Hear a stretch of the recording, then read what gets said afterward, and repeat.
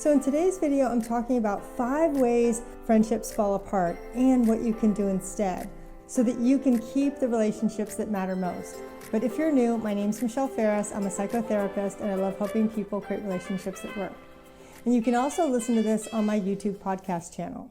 So the first way that friendships fall apart is judgment. At first, this may seem like giving advice or simply expressing an opinion, but it comes across a little edgy because there's an energy of you're doing it wrong and people feel that. So example, your friend shares something with you that really goes against your values and it triggers you a little bit. So you're a little bit more intense in the feedback you're giving because you're coming from what's right and what's wrong. And often that doesn't land well because let's face it, in every relationship, you're not necessarily going to have the same values. But that's a common situation where judgment can come up. And you may think that you're offering help and support when really all they're experiencing is judgment. So eventually they pull away from you and maybe you don't even hear from them anymore. And I don't want that for you. What to do instead is remind yourself, it's not your job to comment or fix their life. Sometimes people have different values and that's okay. Friendship is really about practicing acceptance. You can choose to care without correcting. Now, the next way that friendships fall apart really easily are expectations. This is a big one because we all have expectations, and that's normal. But problems come up when they don't match reality. So here's a simple way to check this. Are your expectations in line with who that person really is? Because if the answer is no, then your expectations don't match reality. Because having realistic expectations is a sign of healthy friendship.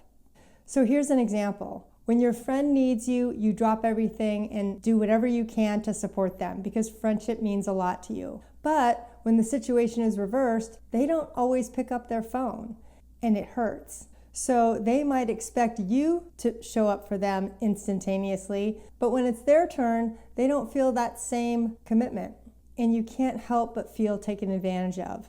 What to do instead?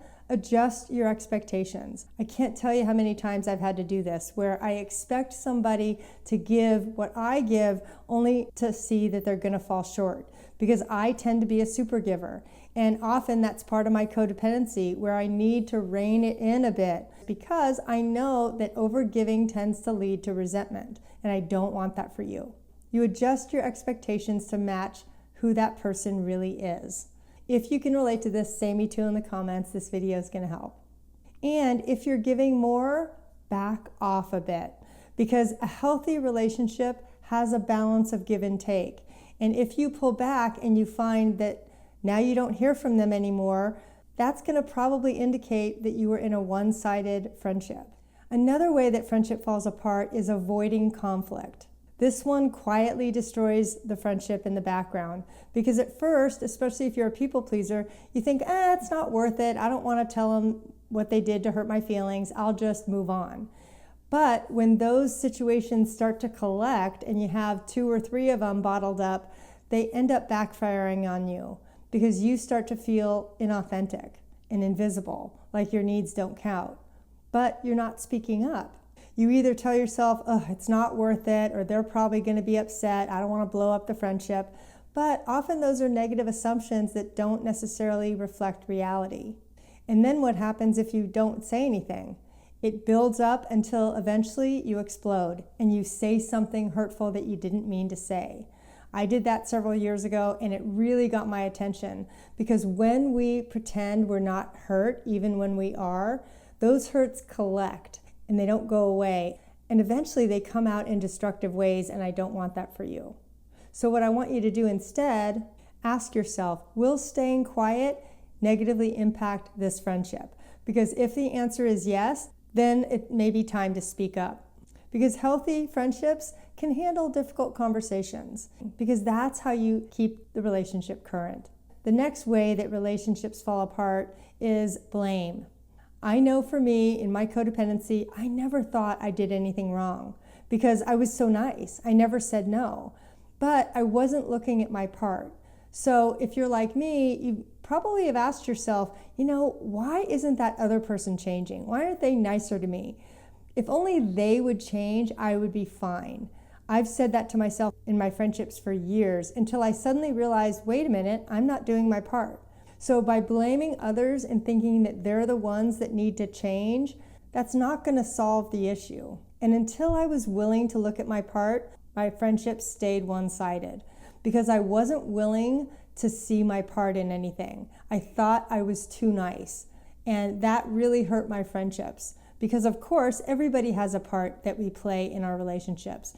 It always takes two. And the more we can understand and practice that, the healthier our friendships are going to be. So another way friendships fall apart is dependency.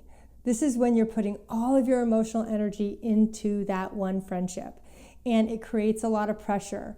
And the other person starts to feel engulfed by that. It shows up with them starting to withdraw from you and even eventually ghost you completely because it's too much for them. When we look to others for validation, support, encouragement, because we're not able to give that to ourselves, that really creates an unhealthy dependency in our friendships. And we don't want that because one person is going to eventually cry uncle and leave. So what to do instead? Start building a relationship with yourself. Start meeting new people. Start finding ways to validate yourself because we really want a healthy balance between us feeling good about ourselves and some external validation. But when we're looking to our friendships or any person for all of that, it really creates an unhealthy dynamic because no one person can carry all that emotional weight. And let's face it, it's not their responsibility. So the next thing I want you to do is I want you to go watch my video on how to have healthy friendship because that is your next step. Thanks so much.